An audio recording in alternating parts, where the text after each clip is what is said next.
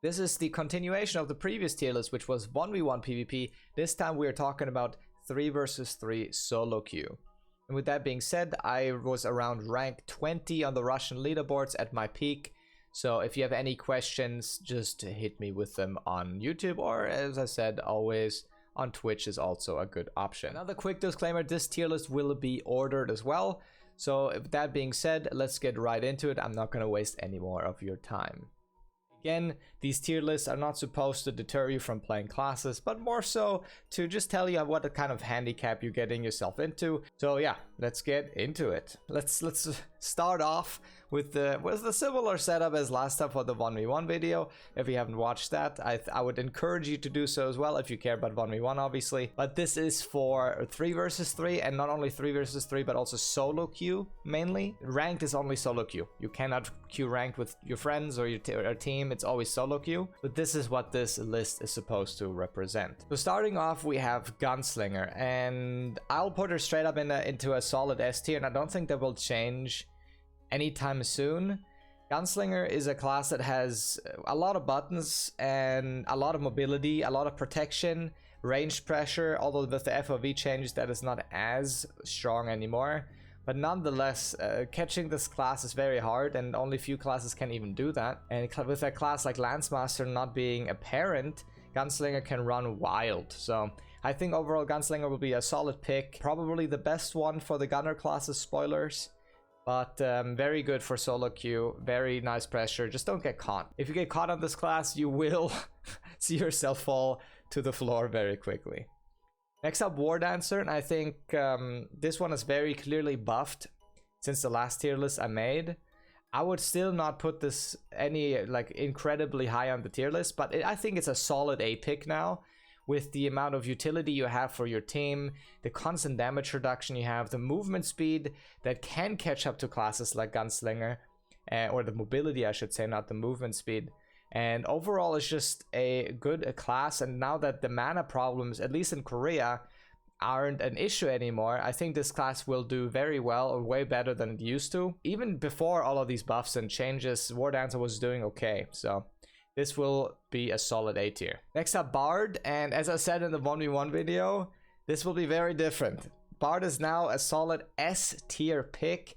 I mean, it's not really a surprise, it's a support class, and in 3 versus 3, having so much support utility and having Rhapsody, which basically makes one of your teammates, or maybe even two of your teammates, basically immune to damage for a couple seconds, on top of having a super armor, on top of having hard CC immunity on one of your buffs, which almost basically no other class has that kind of tool.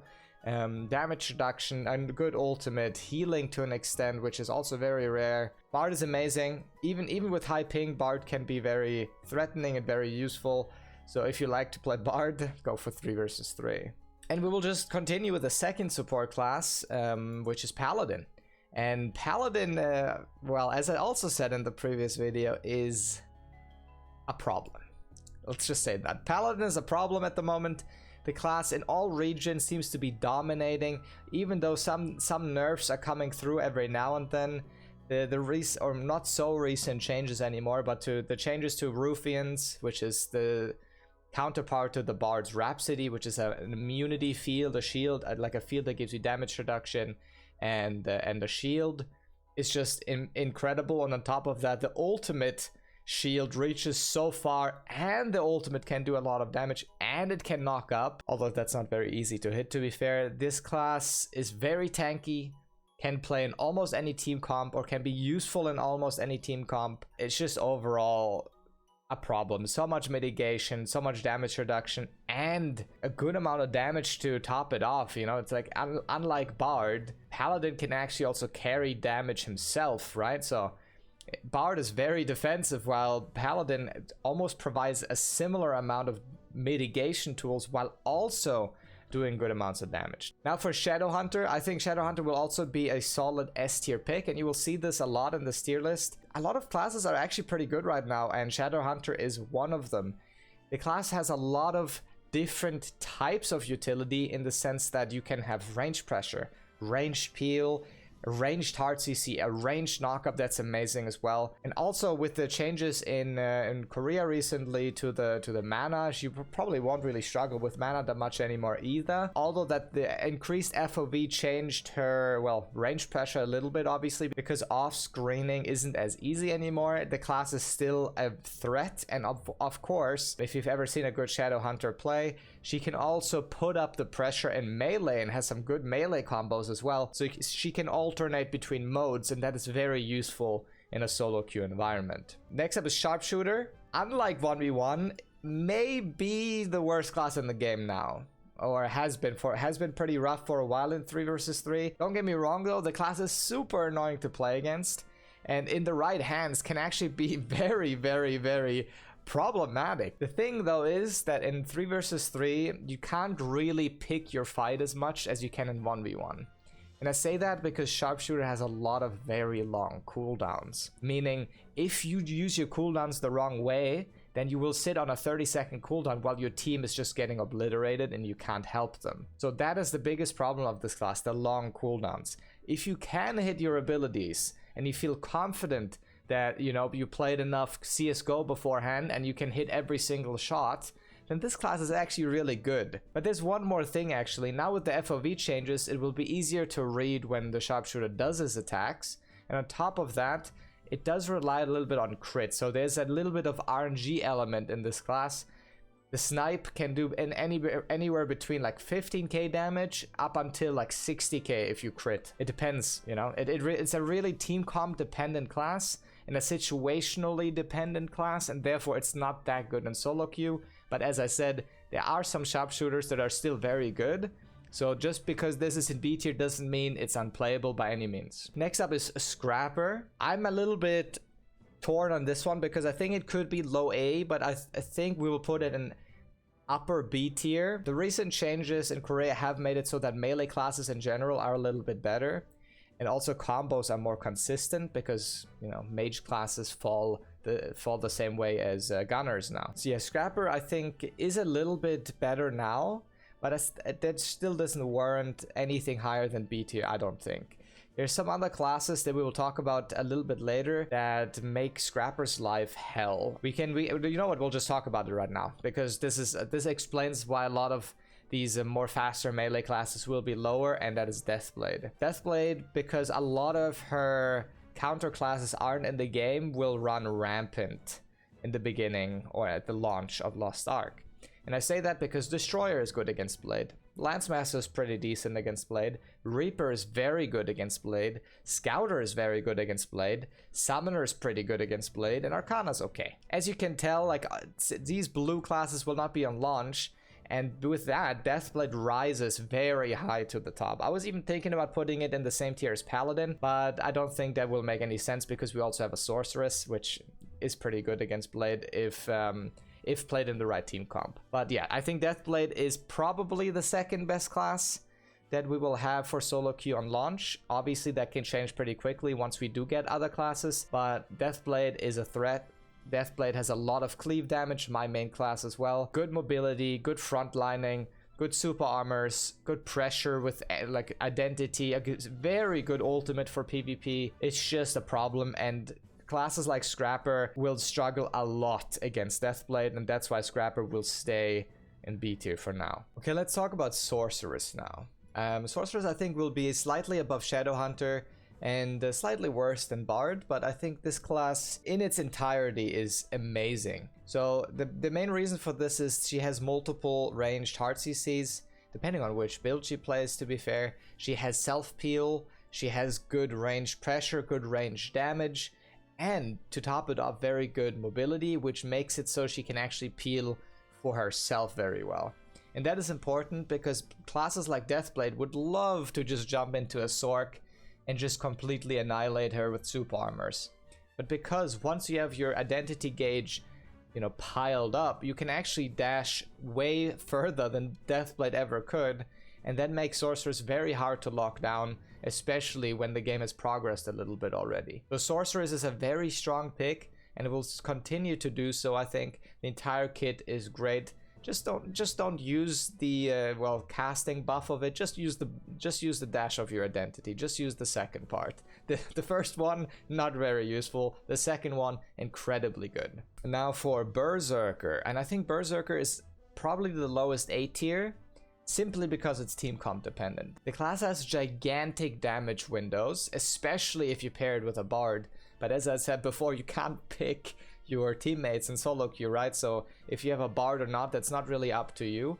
But if you do have a bard, or if you do have a team that actually supports your engages, this class is incredibly threatening. You have a good amount of super armors, you have 2 hard CCs, you have a good damage amplifiers, a great ultimate, a great identity, and just overall, if this class is in the right team comp against the right team comp, it is a threat. It's a problem, but again, as I said, it's team comp dependent, and that's why it will be in A tier. Now for Artillerist, this is actually a very similar story.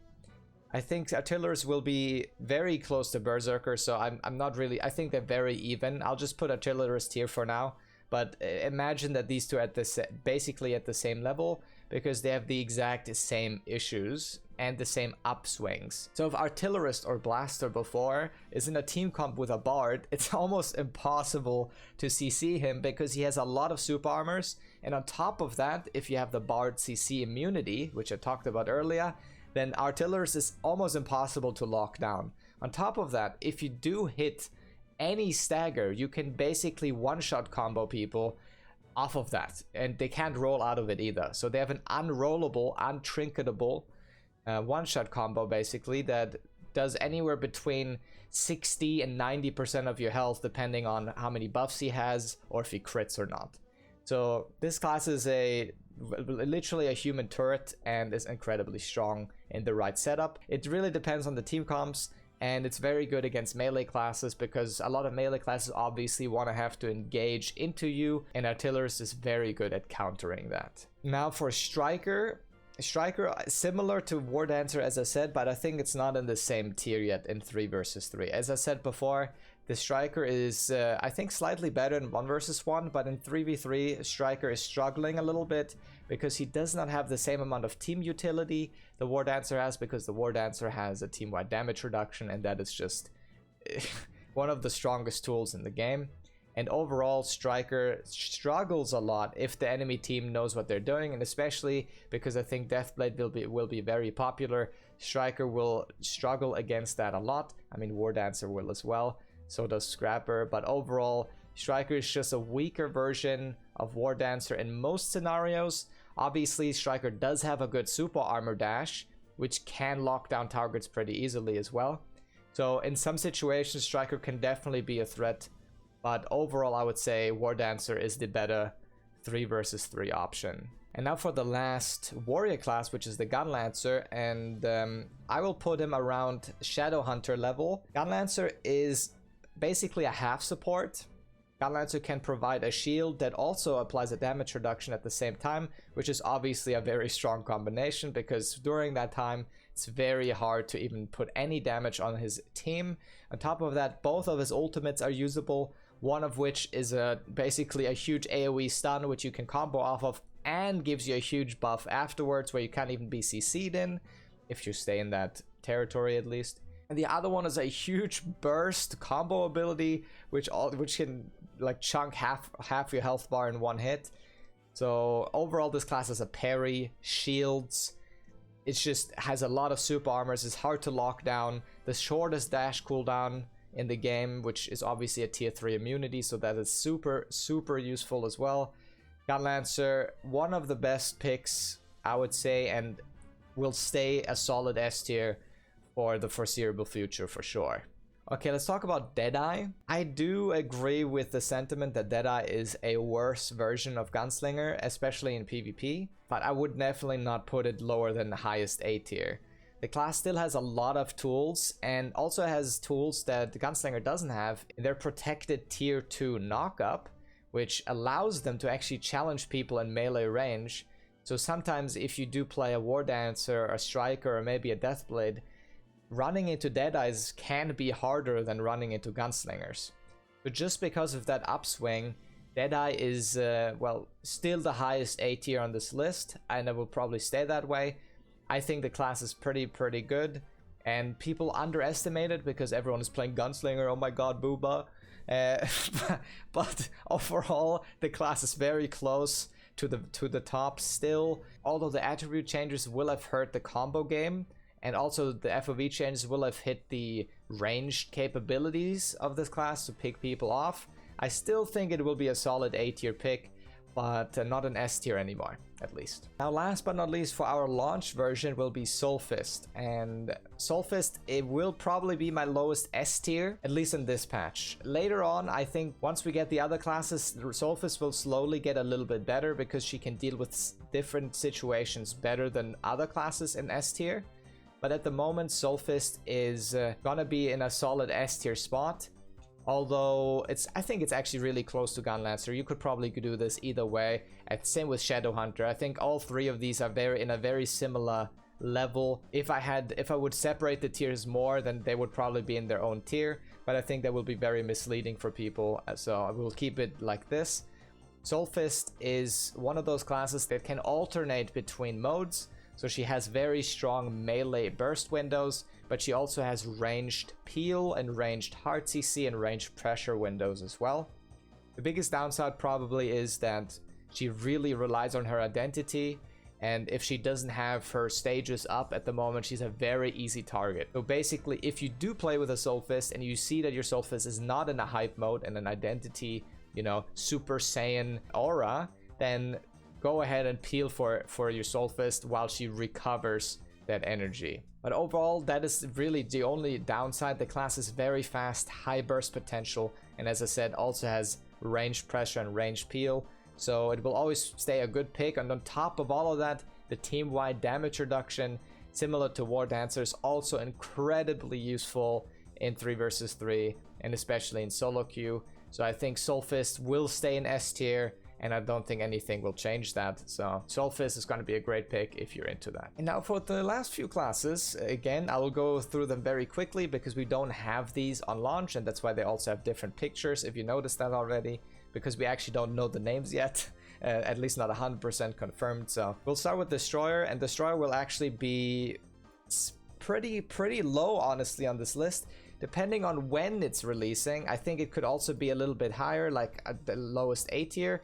But I think if all of the, let's assume all of these classes release at the same time, so we're at the same level as Russia and Korea, I guess, although Korea has artists now, I think Destroyer will struggle a bit. The agility changes or the swiftness changes have hurt the class quite a bit, and overall it's just not fast enough to catch up to a lot of these classes. That being said, though, in a lot of situations, Destroyer can be very hard to deal with because it does have so much protection, and it can just act as, you know, the perfect front line.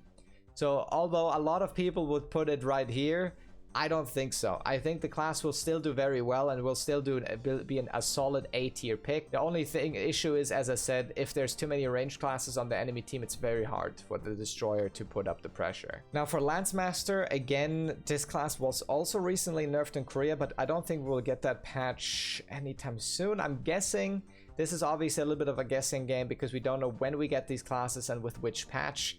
So assuming that the class is already nerfed, I would probably put her around Soulfist level. Lancemaster is incredibly strong. Obviously the tier list would change a lot once we release these classes, but let me just put them in this way so you can kind of have an understanding of where the classes would stand individually and not so much in the grand scheme of things, right? So a Lancemaster will stay an S tier pick in my opinion. Right now on the Russian version, I would actually argue she's the third best class in the game after Paladin and Scouter. Some of these changes will hurt her a good amount, so very fast class, one of the fastest in the game, great parry ability, her ultimate is useful as well, good damage, actually a very big range damage nuke as well.